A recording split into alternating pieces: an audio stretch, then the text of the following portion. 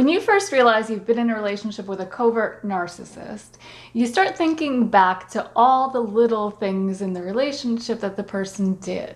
And these we might call now red flags. Together, all these things contribute to that feeling of not being good enough. That feeling that you have in the relationship and shortly after, where you feel like you've lost touch with yourself and you can't quite put your finger on it because so much of the abuse was so subtle. Now, we've all probably dealt with all different types of abuse, and a lot of it does escalate and end up being larger and more obvious. But there's also these, especially with a covert narcissist, these very subtle devaluations. So that's what we're going to cover in today's video. I'm gonna bet you can relate to at least one of them, so stay tuned.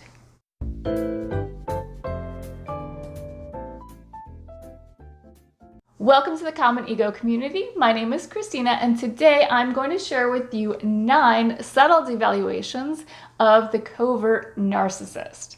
So we know these people are masters of being abusive and maintaining plausible deniability. So if you were in this type of relationship, you've probably experienced abuse on many different levels. Some of it would be more obvious, but most of it is going to be covert emotional abuse. And now these 9 examples that I'm giving you today are very common ways that a covert narcissist will abuse their target, very subtly. And I have a couple of videos about how to recognize a covert narcissist and how to know whether you're dating a covert narcissist, and those will give you some great tips too. What we're talking about today are the super subtle things that will happen on a day-to-day. Okay, so the first subtle devaluation of a covert narcissist is they will rarely use your given name. So they might have a nickname for you that is probably slightly insulting. Maybe it's something that's not insulting, but they just know you don't like it so much. Or they might just address you like, hey, to get your attention, but they won't use your actual name. The second subtle devaluation that I wanted to talk about today is that they will exclude you. And this could apply to anything. This could be if you're dealing with a covert narcissist at work. Maybe they plan a lunch and they just forgot to include you every time. Or it could be if you're dealing with a covert narcissist at home, they decide to make a special meal and, I forgot you were allergic to that thing I put in here. A third subtle devaluation, and this happens more often in a romantic relationship with a covert narcissist, but they will put on this air of superiority. So it will be like, it could be if you're around groups of friends that they just seem to put themselves above you, and other people might notice it too. Or if you're out maybe on a date, the covert narcissist might not talk to you so much. They might walk in front of you or behind you, and they're so not okay with PDA, even though they might have been in the love bombing phase. But all these little things kind of add up to the feeling in you that this person doesn't want to be seen with you, that they don't want to associate themselves with you. But it's not necessarily one thing that is so damaging that you can point it out and say, look, you did this.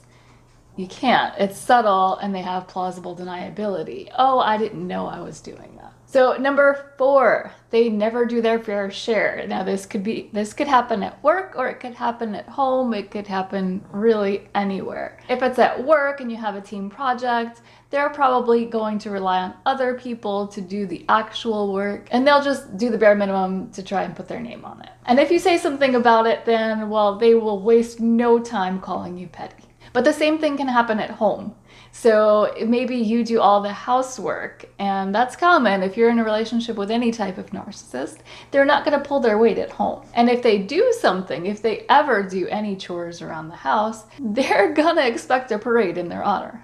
Make no mistake about it. Another way that a covert narcissist can subtly devalue you is that they'll suddenly take a long time to respond to texts and calls. So maybe you text them, just a quick text saying hello or whatever, or you need an answer to something, and they respond 6 hours later. Now, not everybody responds to text instantly, but if this is a change in pattern, it definitely signals a change in the way the person is treating you. Number 6, if you are in a romantic relationship with a covert narcissist, or maybe even an overt narcissist, they may devalue you by showing interest in someone who has very opposite features to you. This will be consistent, and they want you to have the feeling that you're just not quite cutting it for them. So number 7, the 7th way that a covert narcissist can subtly devalue you, and this is super, super common, and it's so subtle that you may not have even noticed it,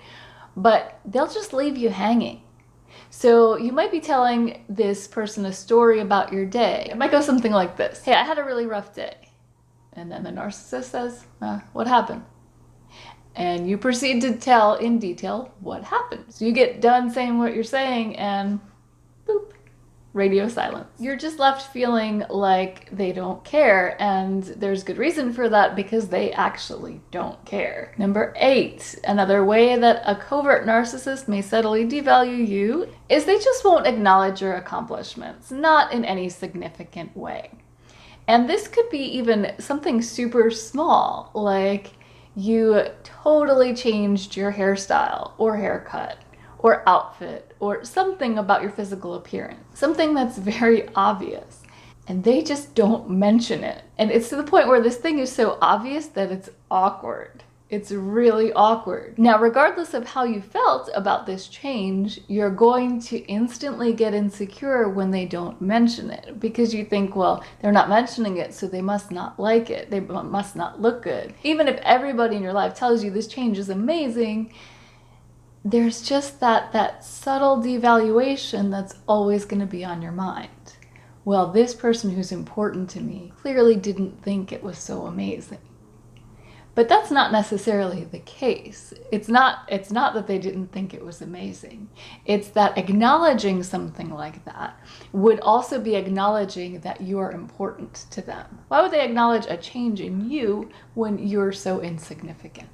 Really, that's the message that they're sending anytime they do that. Number 9, this is the last one for my list, is backhanded compliments. So a covert narcissist may subtly devalue you with a backhanded compliment. So a lot of times how this will go down, it's a compliment, and then it's an insult, and then it's another compliment.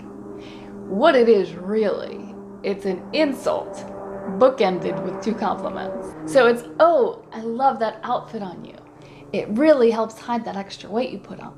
Great job in picking out that outfit. You're such a good stylist. How does something like that make you feel? Not great, right? But this type of backhanded compliment gives the covert narcissist plausible deniability. You know, I always mix up words and I always say the wrong thing. I was really just trying to be nice. And that right there, that's the danger of covert narcissism. Oh, I was really just trying to be nice. It's plausible deniability.